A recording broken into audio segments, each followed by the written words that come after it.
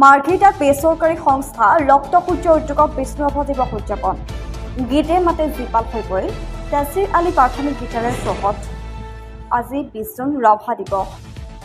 অসমৰ গৌৰৱময় সাংস্কৃতিক পৰিচয় অমৰ প্ৰতীক বিপ্লৱী লোকশিল্পী নাট্যকাৰ সংগীতজ্ঞ কলাগুৰু বিষ্ণুৰাভাৰ বিষয়ে ছাত্ৰ-ছাত্ৰীসকলৰ মাজত পৰিচয় কৰি দিয়াৰ মানসে বেচৰকাৰী সংস্থা ৰক্তসূৰ্যই মাৰ্ঘেৰিটাত অনুষ্ঠিত কৰে বিষ্ণুৰাভা দিৱস অন্যতম বেচৰকাৰী স্বেচ্ছাসেৱী সংস্থাটোৱে তাছিৰ আলী প্ৰাথমিক বিদ্যালয়ত দিনজোৰা কাৰ্যসূচীৰে বিষ্ণুৰাভা দিৱস উদযাপন কৰে বিষ্ণুৰাভাৰ প্ৰতিচ্ছবিত বন্তি প্ৰজ্বলনেৰে ৰাভা দিৱসৰ কাৰ্যসূচীৰ পাতনি মেলা হয় ইয়াৰ পিছতে কাৰ্যসূচী অনুসৰি বিদ্যালয়ৰ ছাত্ৰ-ছাত্ৰীসকলৰ মাজত কুইজ আৰু চিত্ৰাংকন প্ৰতিযোগিতা অনুষ্ঠিত কৰা হয়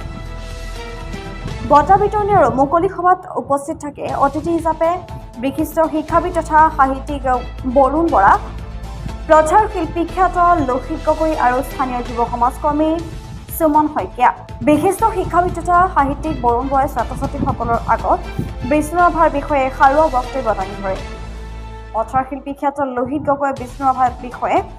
ছাত্ৰ-ছাত্ৰীক উদ্দেশ্যি সাৰুৱা বক্তব্য প্ৰদান কৰাৰ লগতে গীত পৰিৱেশনেৰে উপস্থিত সকলোকে মন্ত্ৰমুগ্ধ কৰি তোলে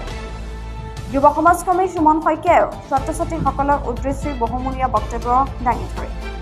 কেইবাগৰাকীও ছাত্ৰ-ছাত্ৰীয়ে বিষ্ণুৰাভা গীত পৰিৱেশনেৰে অনুষ্ঠানটো জীপাল কৰি তোলে বেচৰকাৰী সংস্থা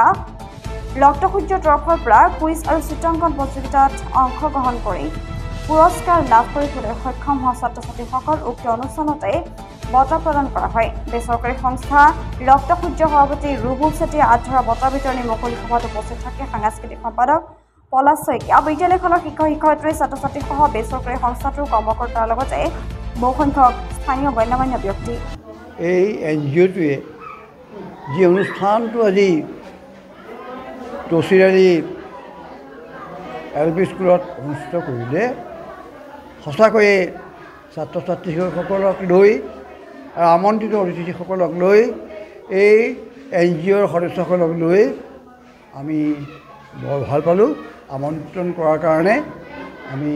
অনেকক দেখা পালোঁ আৰু অনেক কথাও শুনিলোঁ প্ৰতিযোগিতাত অংশগ্ৰহণ কৰা ছাত্ৰ-ছাত্ৰীসকলেও প্ৰতিযোগিতাৰ বয়বস্তুটোলৈ যিখিনি প্ৰাইজ পাইছে লৈ গৈছে মই ভৱিষ্যতেও এওঁলোকে এনেকুৱা ধৰণৰ অনুষ্ঠান পাতিব বুলি আশা কৰোঁ আপোনালোকে গম পায় যিহেতু আজি ৰাভা দিৱস আৰু এই ৰাভা দিৱসক সংগতি ৰাখি আজি ৰক্তসূৰ্য নামৰ যিটো NGO বেচৰকাৰী যিটো সংগঠন তাতে এটা খুব ধুনীয়া এটা অনুষ্ঠান কৰিলে আৰু এই তছিৰ আলী যিখন LP স্কুলৰ প্ৰাংগণত আৰু ভালেখিনি ছাত্ৰ-ছাত্ৰী ইয়াত ভাগ ল'লে অংশগ্ৰহণ কৰিলে কুইজ কম্পিটিশ্যন হ'ল চিত্ৰাংকন প্ৰতিযোগিতা হ'ল গীতৰো কিছু প্ৰতিযোগিতা হ'ল তাৰ উপৰিও আমাৰ যিজন গণশিল্পী লুইত গগৈ ডাঙৰীয়া ইয়াত উপস্থিত আছিল আমাৰ এই সমাজখনত পোহৰৰ যি চাকি পোহৰ বিলোৱা শিক্ষাৰ যি পোহৰ বিলোৱা আমাৰ যিজন শিক্ষক বৰুণ বৰা ছাৰদেউ উপস্থিত আছিল আমি সকলোকে ধন্যবাদ জ্ঞাপন কৰিছোঁ আৰু অনাগত দিনত আমাৰ ইয়াতে যাতে এনেকুৱা অনুষ্ঠানবোৰ হৈ থাকক এই কণ ছাত্ৰ-ছাত্ৰীৰ লগত হওক আৰু যাতে সমাজখন গঢ়াত এই অনুষ্ঠানবিলাকে আমাক সহায় কৰি দিয়ক ধন্যবাদ নমস্কাৰ আজি আমি ৰক্তসূৰ্য এই যি বেচৰকাৰী সংস্থা এই বেচৰকাৰী সংস্থাই এই আজিৰ 20 জুন তাৰিখৰ বিষ্ণুৰাভা দিৱস আমি তছিৰ আলী LP স্কুলত অনুষ্ঠান পাতিলোঁ ইয়াত আমাৰ উদ্দেশ্য হ'ল কণ শিশুসকলে যি ভৱিষ্যত এই ভৱিষ্যতত গঢ়া আৰু তেওঁলোকক আমাৰ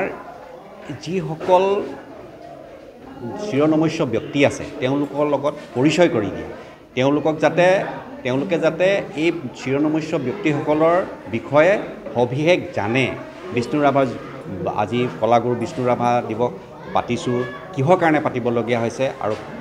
তেওঁৰ জন্ম কেতিয়া হৈছিলে পঢ়া শুনা কেনেকৈ কৰিছিলে তেওঁ কি বিষয়ত পাৰ্গত আছিলে এই বিষয়ে যাতে তেওঁলোকে উঠি অহা নৱপ্ৰজন্মই জানে সেই বিষয় লৈ পেলাইহে আমি বেছি গুৰুত্ব সহকাৰে লৈছোঁ